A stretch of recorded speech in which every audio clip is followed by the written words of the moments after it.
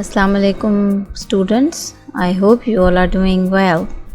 I welcome you to part 2 of your assignment, and this assignment is from Oxford Discover student book. Now I am going to play the audio of the sight words first. You are going to repeat the words after, and then afterwards you are going to write those words and their meanings into your notebooks. There is a dictionary at the end of your student book. You have to consult that dictionary in order to find the meanings of those words. You will have to find the words and write them down in your notebooks, and also make sentences of these words. Page 16, Unit 2. Get ready. Words. A. Listen and say the words. Then read and listen to the sentences. Diverse. Identify. Tracker. Protect. Naturalist. Poaching. Damaged. Conservation. Preservation. Inspire. Population. Reserve. 1. Wildlife in the mountains is diverse. There are many kinds of animals. 2. Can you identify the animal in this picture? 3. A tracker is trained to find animals. 4. We need to protect our forests so animals can survive there. 5. Naturalists study living things. 6. Poaching is illegal. A poacher kills animals. 7. When a habitat is damaged, animals can't live there. 8. Conservation of animals' habitats is important for their survival. 9. Sanctuaries help the preservation of endangered animals. 10. The beauty of the mountains often inspires artists to paint. 11. The population of mountain gorillas has recently gone down. 12. Animals that are endangered sometimes live in a reserve. So students, I hope you did repeat the words after and you have learned a few new words. There are some words in context as well. Give a look at those words closely. Do keep pencils in your hands and circle the words in context in the text. The vocabulary words have already been highlighted in the text. Listen to the text closely and then read it yourself with the correct pronunciation. Page 18. Read.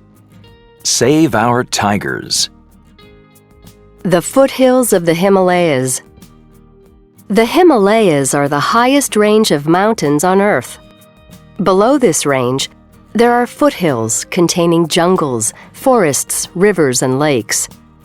These hills once provided a home to many diverse types of wildlife: tigers, leopards, rhinoceroses, and deer.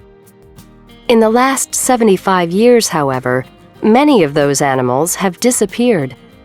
People have cleared the forests to grow crops, and the animals' habitat has suffered.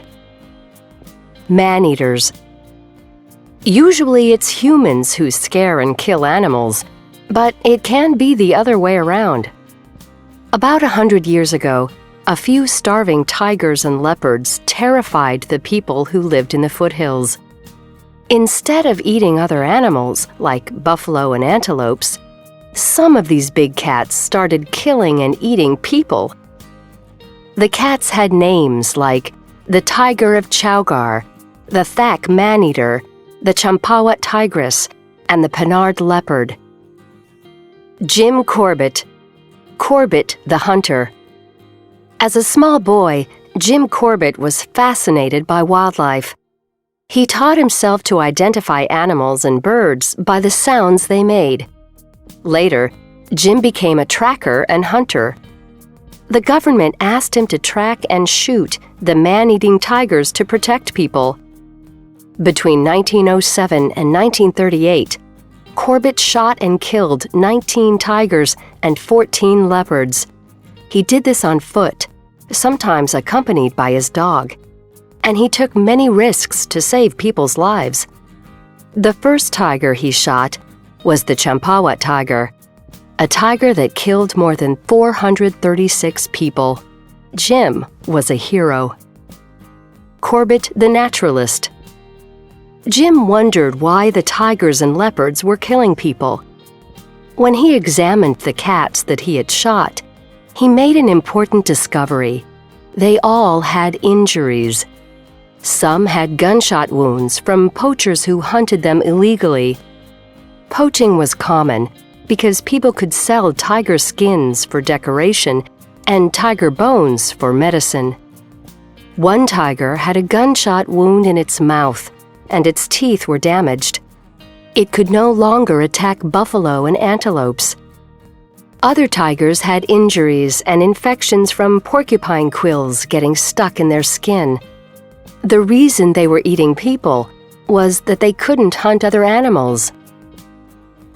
Corbett National Park and Corbett's tiger. After his discoveries, Jim became interested in conservation. He had a new mission: the preservation of tigers. He gave lectures and inspired people to respect wildlife, especially the big cats, which he loved and respected. 2 years after he died in 1955, the oldest national park in India got a new name: Corbett National Park. It's a sanctuary for tigers, leopards, and other endangered animals. There's even a species of tiger named after Jim called Corbett's tiger. No one is sure what the total population of Corbett's tigers is, but there may only be 350 worldwide. Saving the tiger. In the early 20th century, there were about 40,000 tigers in India. Now, there may be as few as 2,000. But thanks to conservationists like Jim Corbett, there are now more than 35 tiger reserves in India. Saving the tiger means preserving the entire food chain. First, we need to save the tiger's food, and that means protecting deer and other animals. Next, we need to save plants, trees, and grasses so that these animals can eat.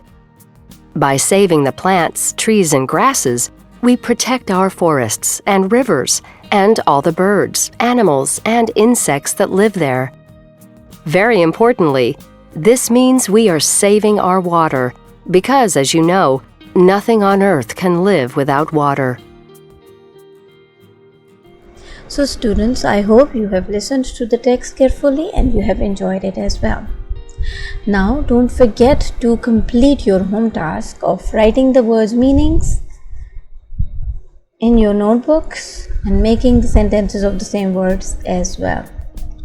Now this is the end of your assignment, part 2.